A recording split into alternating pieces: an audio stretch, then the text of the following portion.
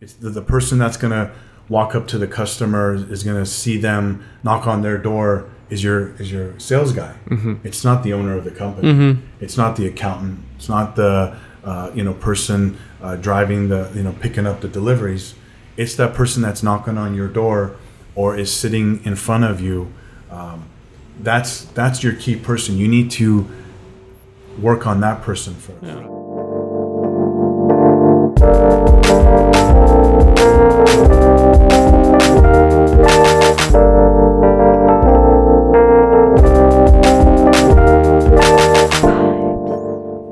Hello and welcome to the Vibes Podcast with your hosts, Ted and Med. I'm Med. And I'm Ted. And today we brought on a very special guest. He's an influencer, a motivator, and a life coach, Jerry Hanessian. Welcome to the show, man. Thank you for having me. It's awesome. It's awesome to have you on, man. So I guess with every guest, what we do is start with how you grew up, things like that, and how you developed your businesses. So I guess, can you tell us a little bit more about Jerry as a kid growing up, I guess? Sure. I was born and raised in Glendale. I'm Armenian. Parents from Lebanon, so we're Lebanese Armenian. Nice. Grew up in a middle class, hardworking dad. Worked, all day, all night to support our family. And went to school. I grew up in a family where education was key. And worked, from the age of 14, mainly in sales. Nice. So I've kind of been brought up in the construction industry because of my father. Okay. But yeah, just grew up with good family, all about respect and being humble. So yeah, that's pretty much it. So was he a general contractor or was Yes. he? Okay. Yes, general contractor in the lighting business. I used to own a lighting store here in Glendale for many years. Now retired. Okay. So Okay. yeah. So it's always good to have a fellow bald guy on the show. Could you tell us when you lost your hair? Sorry to sidetrack.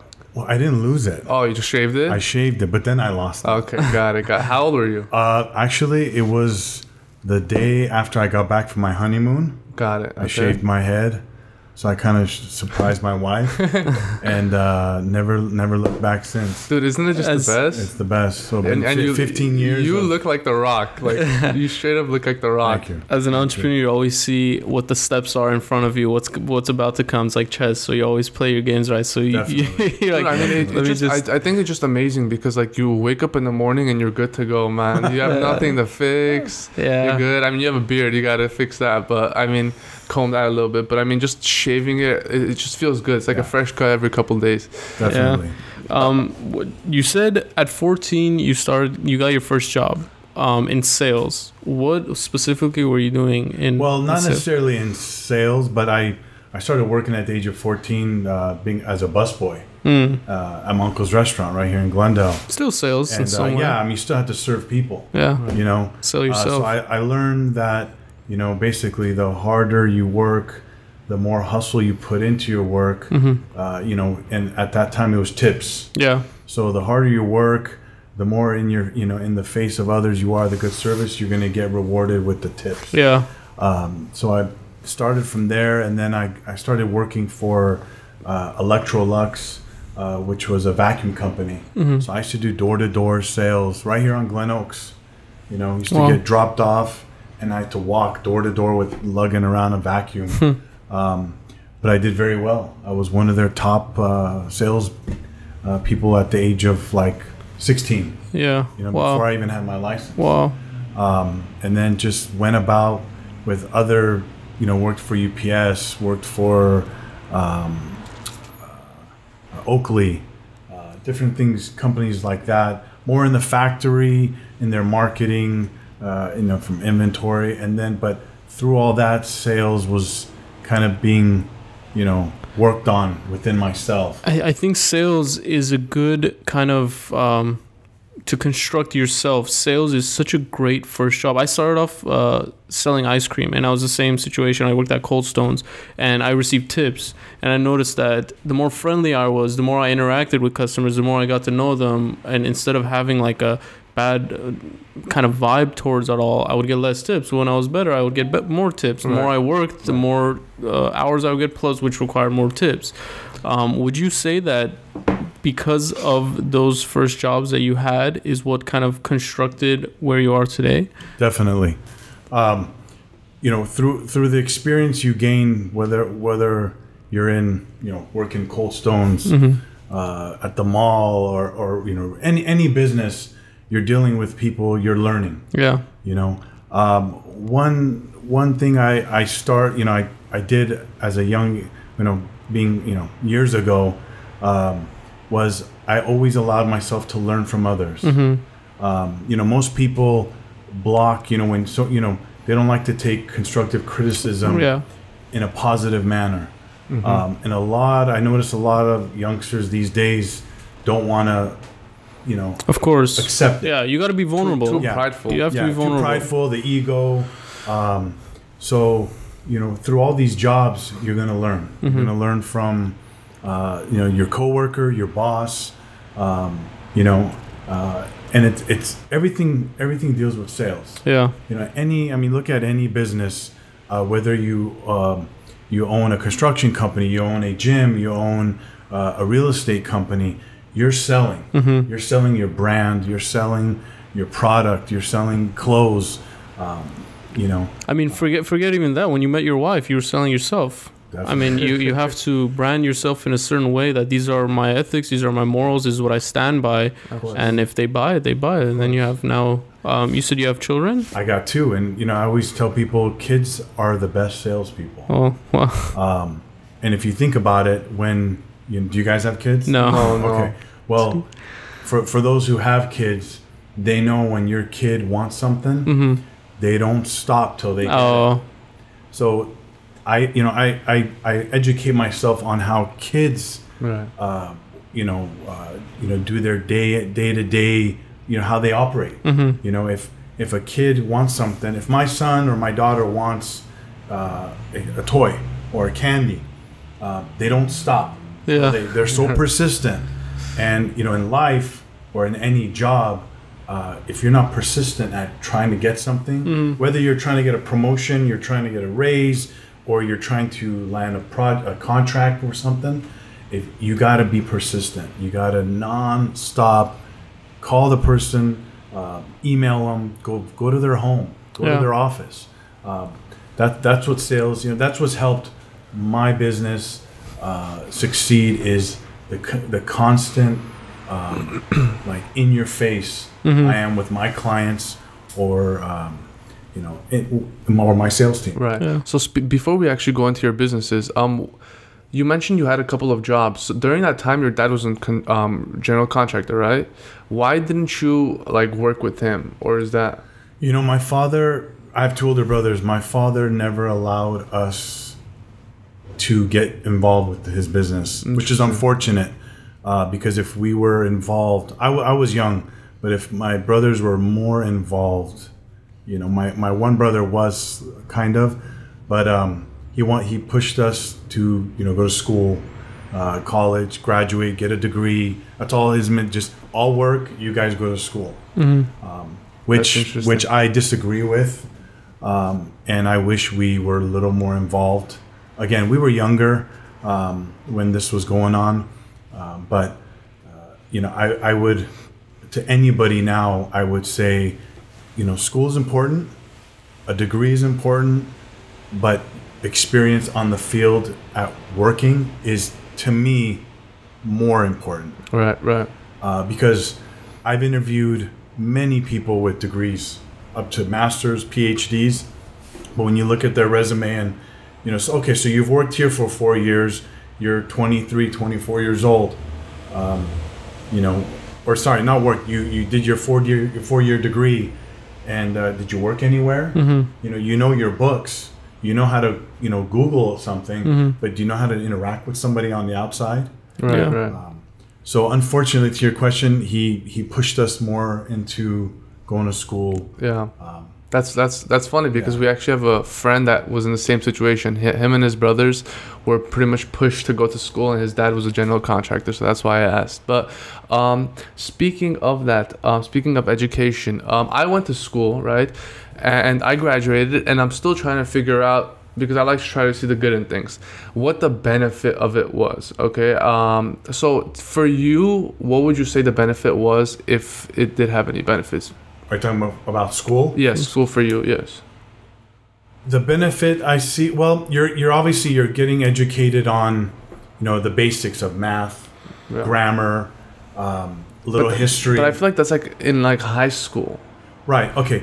Well, now, if you're jumping to college, the biggest, I would say the biggest, or actually the best thing I think I learned out of my college was the interaction I got through some of my courses of preparing yourself to speak in front of a crowd, and to be able to work in groups.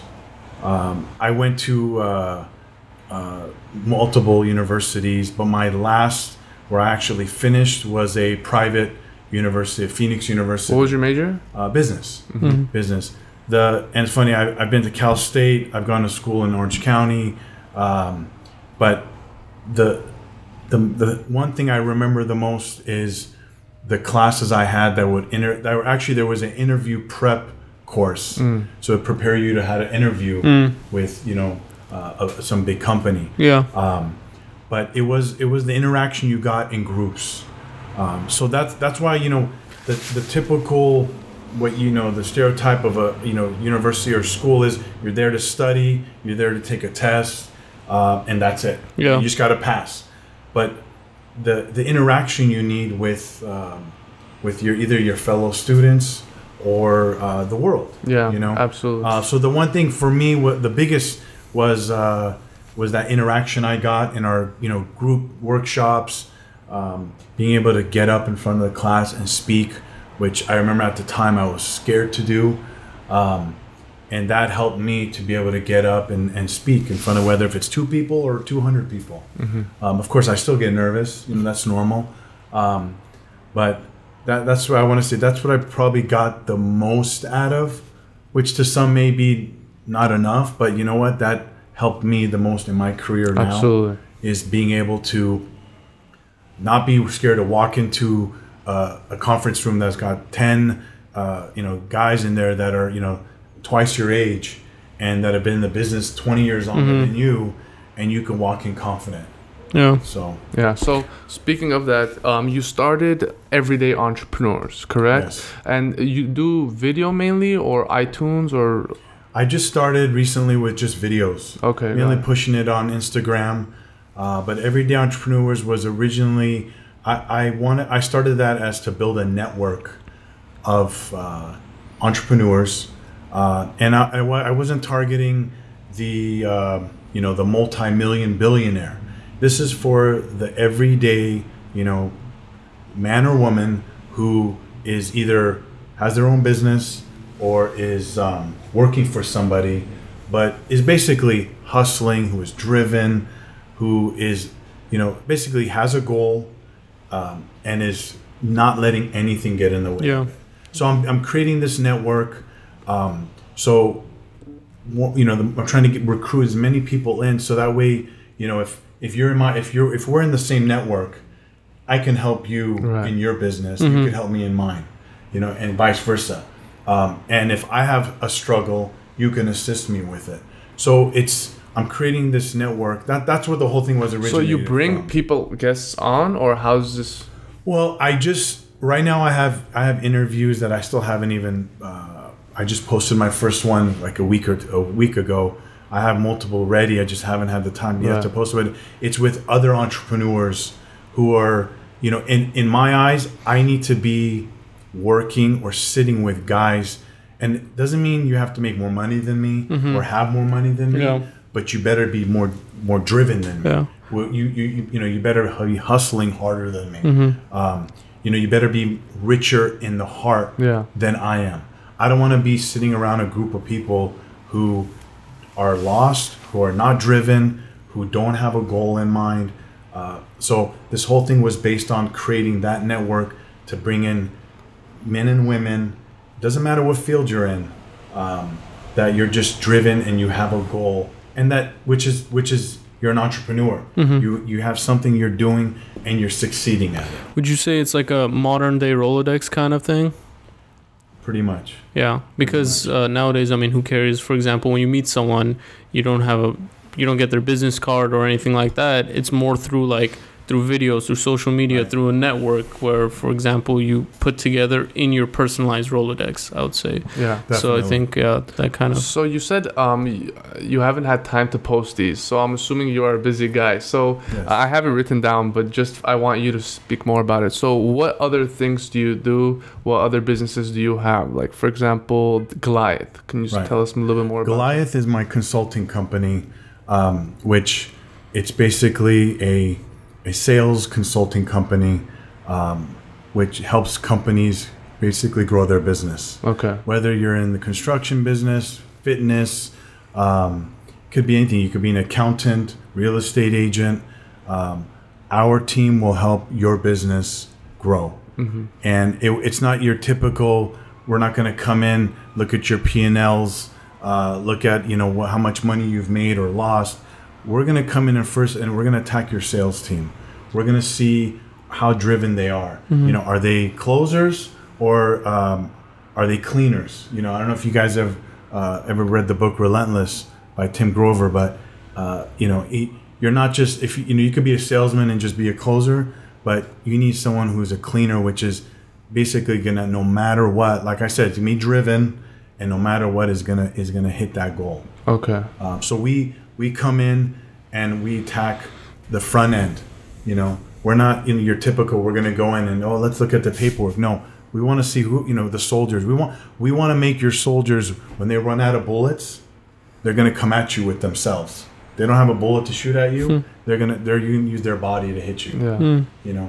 That's the way. That's why I called it Goliath, was to kind of give it that the emphasis of we're coming in strong. Yeah.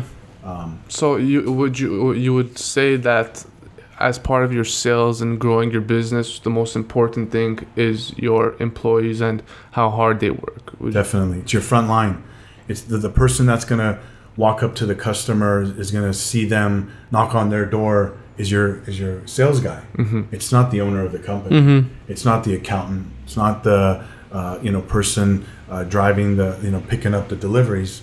It's that person that's knocking on your door or is sitting in front of you.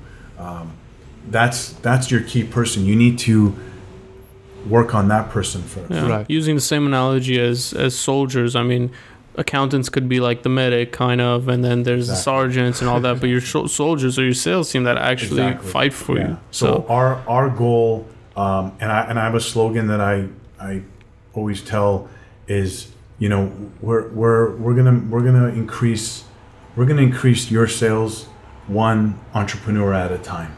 So we're gonna work on your sales force, and that's my whole thing of if your soldier has a gun and he's out of bullets, we're going to train him to still come in and get you, no matter what.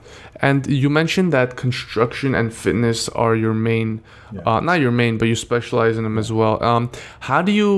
I'm curious, how do you consult a construction company? Like, in terms of what? Also, sorry, before you started, so some way you did manage to get yourself in that industry through your dad, whether if it was working with him, it's still... My main... what I specialize in, I would say 60% or 70% of my time is in the construction market. For example, I help manage and do sales for a large air conditioning company right now. And what my goal there is to increase their sales, is to help their sales team, is to help manage their other departments, to help the front leaders of each group, because again, it's all selling, right? So no matter what, you're gonna you have to teach that person to be able to, like I said, run at the person without a weapon. Yeah. Yeah. So Okay, and and how about fitness? I mean, I see Oh, you're that's pretty, right, you're that's right, pretty, I'm sorry. you're pretty So, built. fitness I got into years ago, from the age of 14 till now.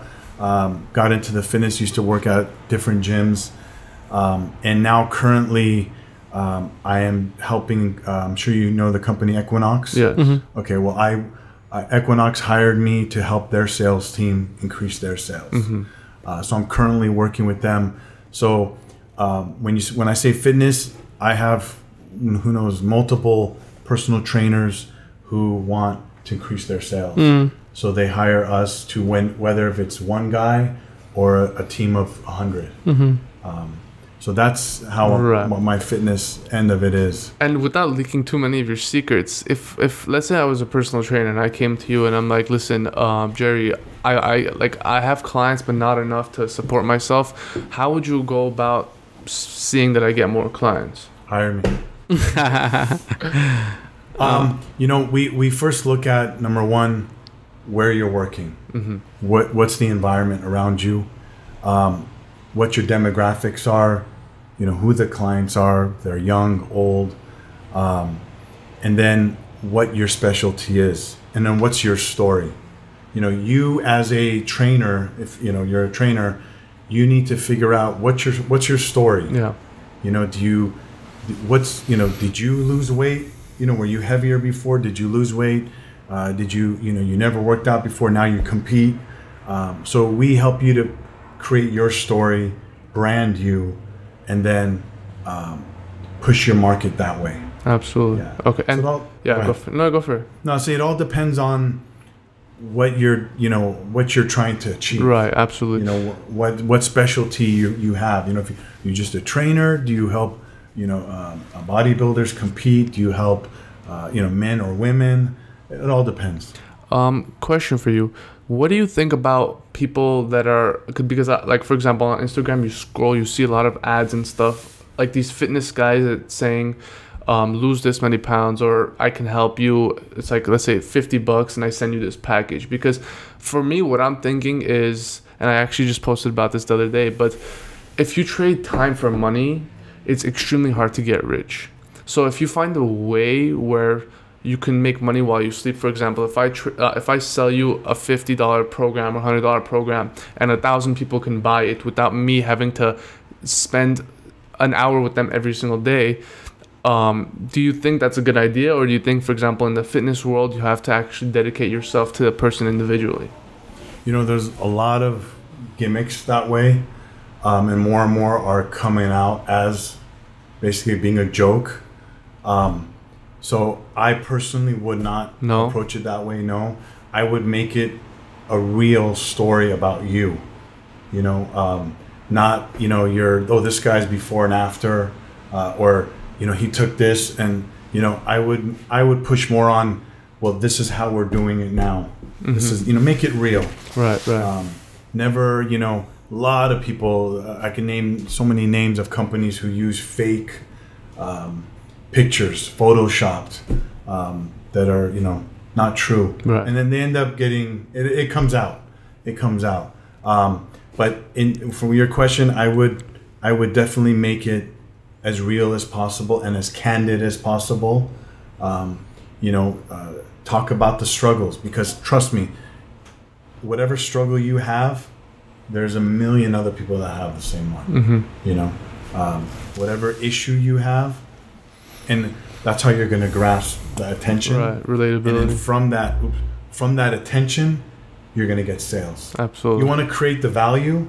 That value will bring you the money. Yeah, I feel like in fitness you have to be real, because those types of people that do say, hey, buy this program, it's $50, they're targeting people who either are not at their best physical kind of fit level, so they're kind of more, whether they're insecure or vulnerable in that fact, so they will buy the quickest thing that works quick.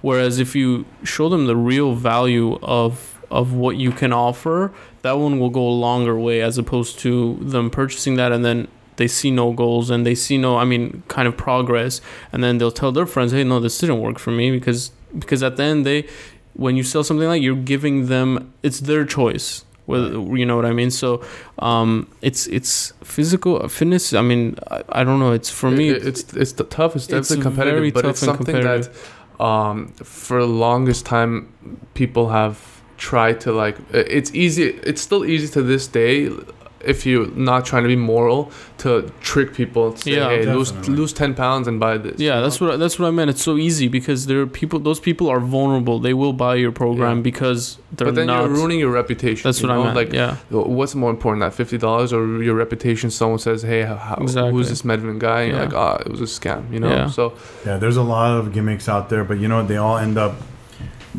getting. You know, time will tell. Yeah, time will tell. Definitely. Exactly. And something that I actually found out today is you are one of the co-owners of Morrison. Yes. On Las Feliz. I'm sure the LA locals know about this bar. Yes. Can you tell us a little bit more about how that started, because it's awesome. Well, Morrison opened about 5 years ago, and I invested into it maybe 2.5 years ago. Okay. So I'm just a silent partner, but the main partner is actually a mentor of mine and a friend of mine, and we were involved in a few other restaurants prior to that. Okay. Yeah, I mean, there's I don't have too much to say as far as it's a great restaurant. Yeah. I've been there. The food is great. Yeah. The drinks are great. The vibe is great. But yeah, I'm there maybe every other week. Would pop in, but just a silent partner. Would you say you've used some of Goliath's kind of perspective for Morrison to build? I mean, you were a waiter at, a busboy when you were young. I mean, the busboys or the waiters, waitresses, or even the marketing and branding of Morrison, or you've tried to kind of stay on that end. I can't take any credit because I wasn't part of that. Okay. It was more of an opportunity. Got it. And my mentor, who was running that restaurant or still running that restaurant, I had faith in because of his success as an entrepreneur. Yeah.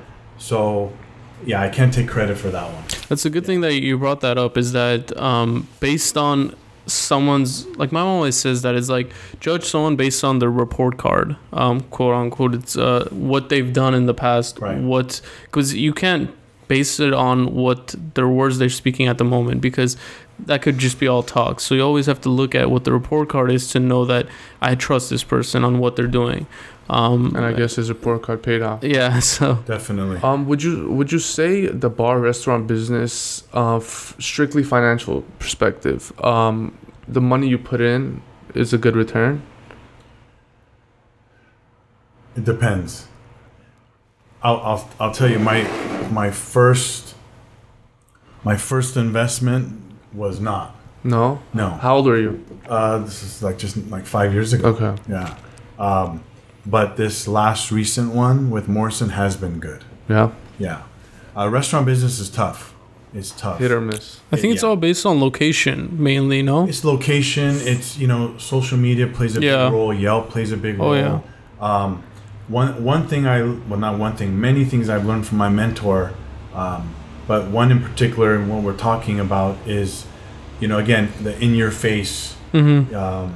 He's very successful. The restaurant is doing very well because of the Yelp exposure he gets, and his being committed to every review is commented on. Every customer is greeted. How you're doing? How was your meal? Any bad review was commented followed up, yeah, and changed. Which has made the business very successful. Yeah. We're I think Yelp's #1 happy hour in LA for over a year now. Wow. And we're rated Yelp's top 100 restaurants in United States or California. It was something like that. Yeah. Again, I'm not too involved. I'm just a silent partner. Yeah. But I mean, from just my perspective, every Thursday or Friday night, I'm trying to go out either with the friends or my girlfriend. I search on Yelp, and the first thing that would always come up is Morrison. Yeah, it's a great spot. Yeah, that's cool.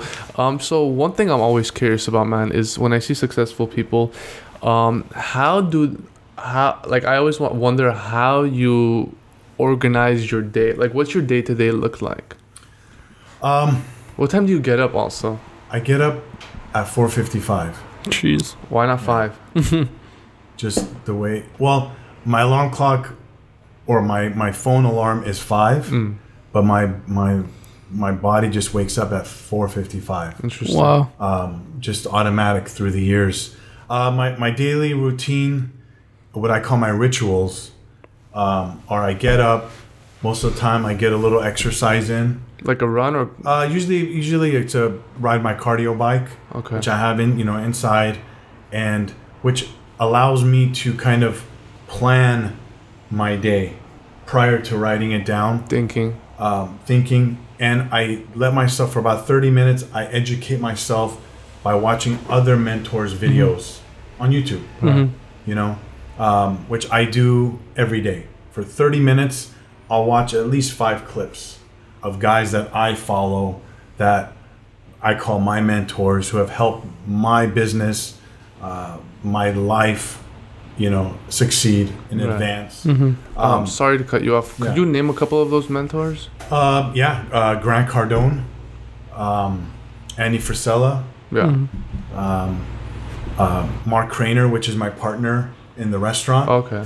He was former owner of Tap Out. Didn't they just sell the company? Yeah, they sold it years ago. Oh, okay. For a lot of money. Yeah. And that's how I met him, because I used to do work at Tap Out. Got it.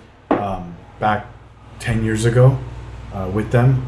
And so I listen to, watch these kinds of guys because they're more driven than I am. They're richer than I am. And again, that doesn't mean money. Right. It just, I call it richer just because it's richer in the heart. Yeah. And they hustle harder than me. And most of them are older than me. Almost double my age. So if they're doing it at that level, then I'm doing something wrong if I'm not doing it. So there's always room for improvement. Always. Yeah. I always look at it like you shouldn't have a plan B, because that means your plan A, your first plan is not right. It's not going to work. Yeah. You already know it's not going to work if you have to have a plan B. So back to your question of my daily is I get up, I do my exercise, I watch my videos, I educate myself. I sit down for at least 15 minutes in quiet while everybody's sleeping in the house, and it's usually still dark, and I set my goals for the day. I set at least 5, whether they're making sure I get as easy as getting a workout in, or closing a deal, or talking to at least 50 people that day. Wow. So I set these goals and actually write them down, and I'll email myself. So when I get into the office, it's right there. Got it. And then, of course, through that, there's making sure breakfast and hitting the road, and attacking all those goals. Absolutely. How do you delegate your tasks other than just writing them down? Because living, a busy life like that, things do occur. Happens, so to speak. So how do you, you'll be working on, for example, Goliath, right? And then you're like, oh man, I got to take care of some things, let's say on Everyday Entrepreneurs, and you're like, oh, I have to handle some stuff at, let's say, Morrison. Or how do you delegate specifically? Is there a specific time frame for each thing, or is there days that you work on each thing? It's between hours and days. Yeah. You have to control your time. You have to control it. You can't let anybody else or any unless you're working for somebody, which is part of what I'm doing as well. I'm working for many people, but I still control my time as far as what tasks I'm gonna hit or achieve with that person, what I'm gonna do with that person. Yeah. And again, it could be where you set 2 hours for that person, 1 hour for that, but you have to control your time. I don't believe in there's not enough hours in the day. That's BS.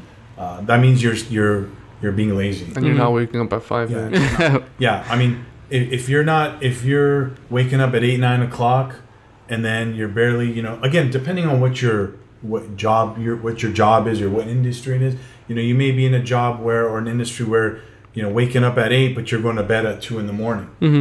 I'm talking about the regular 8 to 5, job line, timeline. You got to control your time. You have to be in control, just like you got to be in control of your money. Yeah. You can't let, again, even if you're working for somebody, you can't let them control it. If they control it, then you've lost. Yeah, absolutely.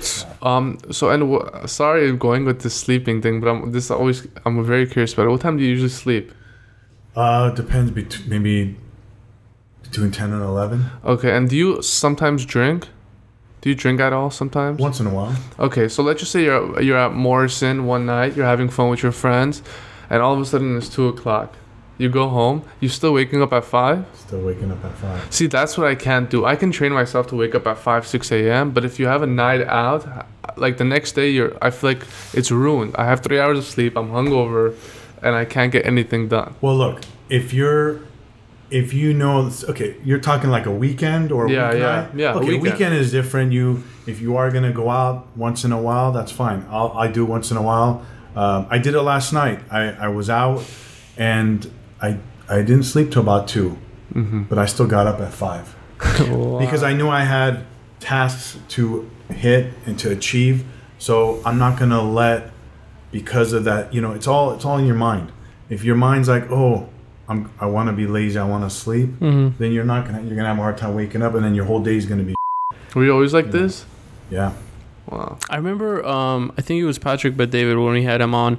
He said something where your body is kind of like a car. At some point, you're gonna need to stop and refuel, which is that kind of sleep in or like use a day to like sleep in. Do you ever feel like you're just tired, like you're exhausted, kind of like drained in a way where you need to refuel that?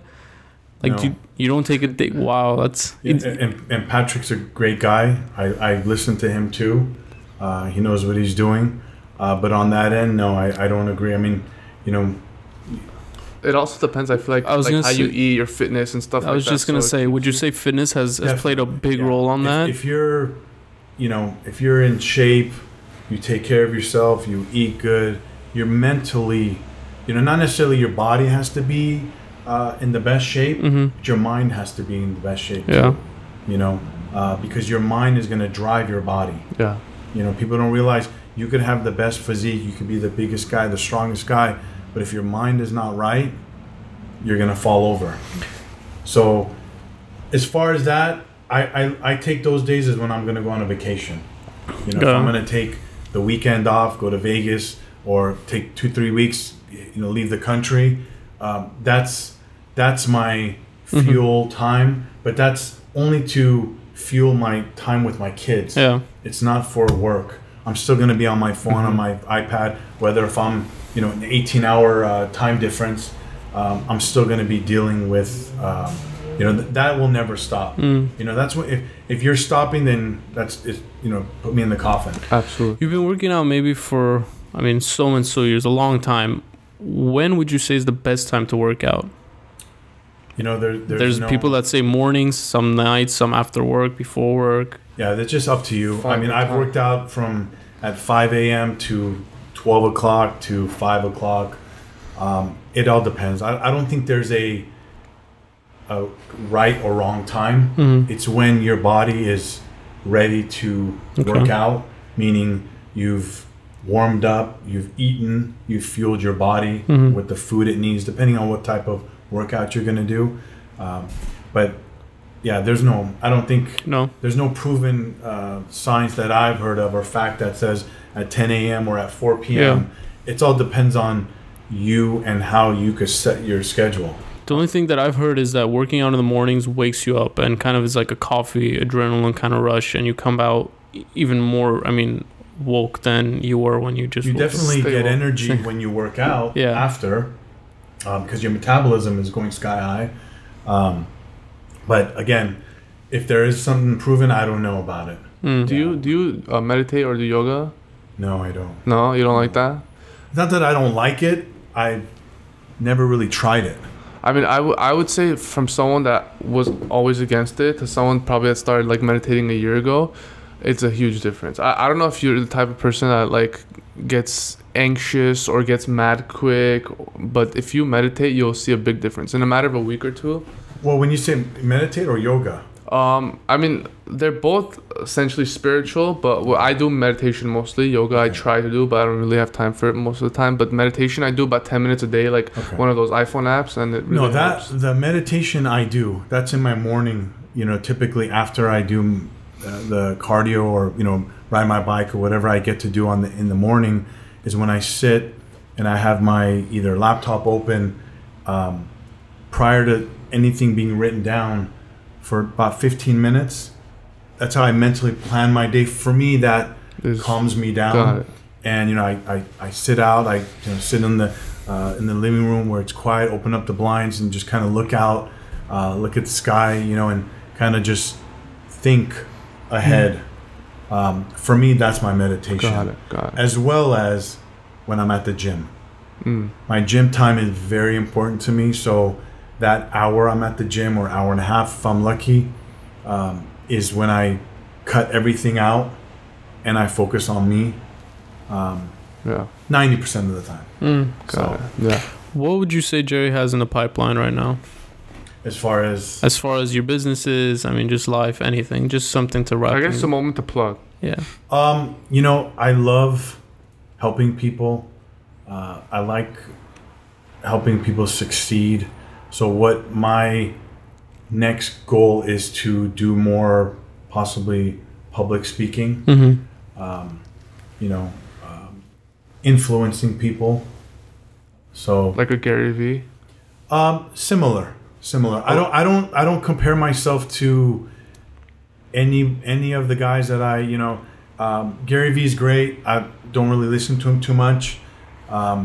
Guys like Andy Frisella or Grant Cardone are more my style, or Tim Grover. But I don't really. I kind of have my own. Everything is driven based off of what you need or who you're doing it for. In one of my videos, it's what's your goal. So why did you come in today to work? What gets me my mind to wake up at 4:55 is making life comfortable for my family, for myself. That again doesn't mean money. It could mean different things. Yeah, and what was your purpose before you had a wife and kids? So that's a hard one, huh? It is. Well, my purpose was to be somebody. I didn't know what it was, but it was to be somebody because based off of how I was raised. I was raised on respect. When you walked into somebody and you're gonna meet somebody, you don't have your hands in your pockets. You have glasses on, you take them off. You have a hat on, you take it off when you're gonna greet somebody.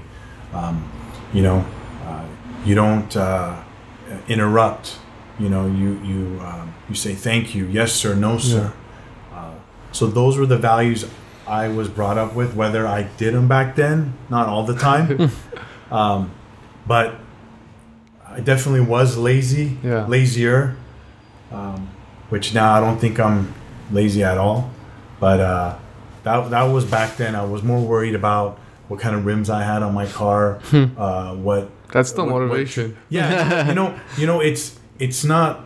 Now to stay. It's not that I just want to make money. Right. It's I want to have the finer things, which is again doesn't mean a nice car, doesn't mean a jewelry, but it's the comfort. You want to have and time, the freedom, and to be able to control. The whole key for me is I want to be able to control my time and my money.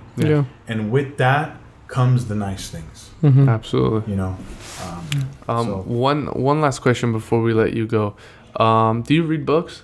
Yes. Can you name one or two books that you recommend to our audience? And our audience is probably around the ages of 17 to 30, 17 to 26 maybe. So if you can give a book that you think entrepreneurs should read, what would it be? The first book would be 10X by Grant Cardone. Cardone. Love it. That was a game changer for me 5 years ago. The second book, I would say, which is actually in my truck on an audio CD right now, is Relentless by Tim Grover. Okay. Tim Grover is the guy who helped Michael Jordan, Kobe Bryant, Dwayne Wade, was their life coach / personal trainer. Just saw him at the... Is that I'm sorry to interrupt. Is that a new book he released? No? Okay. Well, again, new maybe... Couple of years. 2-3 years, I'm not sure. I got the book maybe a year ago, and I've read it. This is my third time now reading it. 10X I've read probably 4 times and listened to the audio CD and I just came back from Vegas for the 10X Growth Conference. Oh, yeah. Yeah, which was the best thing ever. You liked it? Oh, definitely. Like I said, Grant Cardone is important to me, and I call him a mentor because his style is kind of tweaked mine to do, the whole 10X thing. It's funny, a lot of people think it's a joke, but you know what? It works. Yeah. Yeah. I don't just, when they say do it 10 more times, no, it's actually you do it 10 times more. Yeah. So it's actually like 100. Yeah. So making 5 calls a day, 10 calls is not going to do it. It's making 100, 200 calls, volume. But back to your question, those are the 2 books I would definitely, no matter what age. 10X more is for on the more of the sales driven side. The Relentless is kind of a little broader, so it's more on, whatever you're doing, it's go all the way through. Go all the way through. Don't let anything get in the way and don't stop at it. Yeah. And one question. So whenever I watch Grant Cardone, there's 2 sides. There's the side that loves what he's doing, and there's a side that, because he's very raw, he's very raw, right? And he says it like he is. Sometimes he offends a lot of people. I'm assuming you're on the other side where you enjoy that and you appreciate the rawness. Would you say, as someone that's not trying to be, but like a professional motivational speaker, right?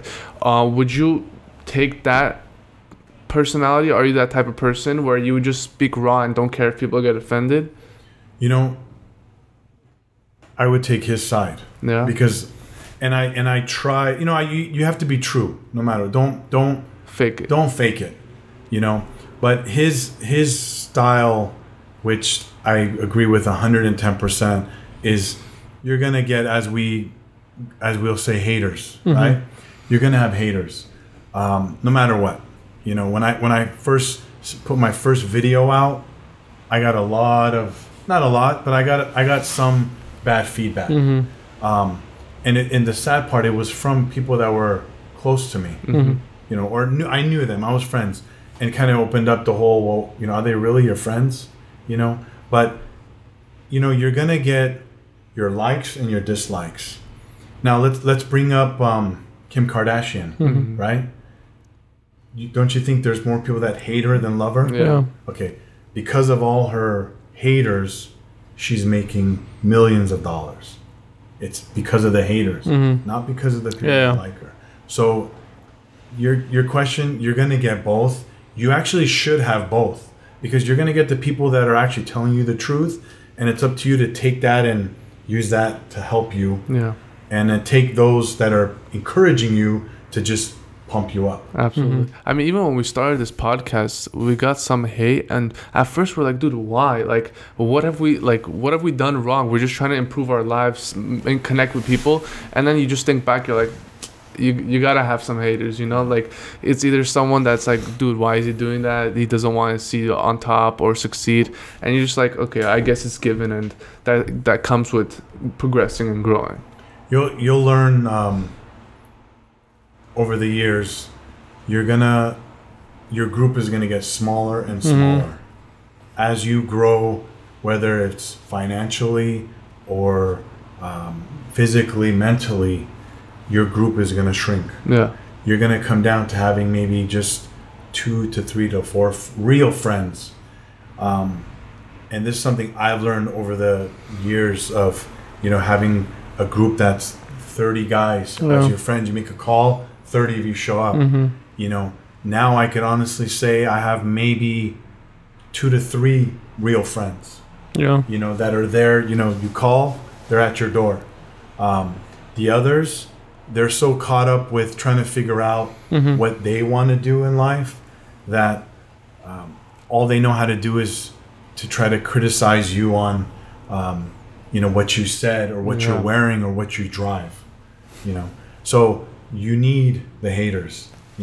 Like I just finished a video and it was about welcoming haters. Welcome, bring them on. Open arms. We're here. This is. I'm doing this for you. Actually, it's come on board. Tell me what I'm. Is my my shave not right today? My beard. Tell me. I want to know, because then I could help you. Yeah. Then I realize, what? So you're not happy with how your job. You're not happy with your body. You can't get yourself to get up to go to the gym. So you're telling me that the shirt I'm wearing is ugly, or you get what I'm saying? Doesn't fit right. So it's life. Yeah. You're gonna have the good and your bad. You can't let anybody decide anything for Perspective, you. I think, is a good word. 100%. 100%. You're your own person. You need to you figure it out and you go after it. Yeah. Everyday Entrepreneurs Instagram handle is just Everyday Entrepreneurs. Yes. And you post that just on Instagram, or are you going to start on YouTube? You had a YouTube. Well, I just, so my main push was originally on Instagram, and I also link it to, I have an Everyday Entrepreneurs Facebook page. And I just created a YouTube page. So with the help of my good team members, that they're helping me. I'm not a tech savvy person at all, so I'm new at this, just like a lot of people are. But I'm not letting that stop me. But yeah, I do have a YouTube page. It's under Everyday Entrepreneurs, and a Facebook page. My Instagram, my IG is under my name, Jerry Hanessian. Yeah, we'll link that all. So check it out. Definitely. Follow us. Live Fit, is that your brand or? No. Actually, Live Fit is it's another fitness brand, but that's Randall Pitch. Okay. Yeah, great brand. Anything in the future coming from you in that, like maybe fitness? No, actually, I had a clothing company years ago called Cage Alliance. Okay. But I started it, made good money on it, and then just it kind of I had other priorities that I had to take care of. Absolutely. Okay, and with that, Everyday Entrepreneurs, check them out on YouTube and Instagram. We'll definitely link those. If you need consulting for your business, construction, fitness, real estate agent, anything, go to Goliath Inc. We'll also link you on that one. And if you are not a LA native and you come around here and you need a drink, go to Morrison. Yeah, or even if you live here or if you're just visiting, Morrison definitely. Absolutely. I think it's on Los Feliz. Los Feliz, yes. Yeah, awesome spot, guys. Thank you, Jerry, again for coming on the show, man. For coming on, man. And from the Vibes guys and Jerry, we're out. Peace.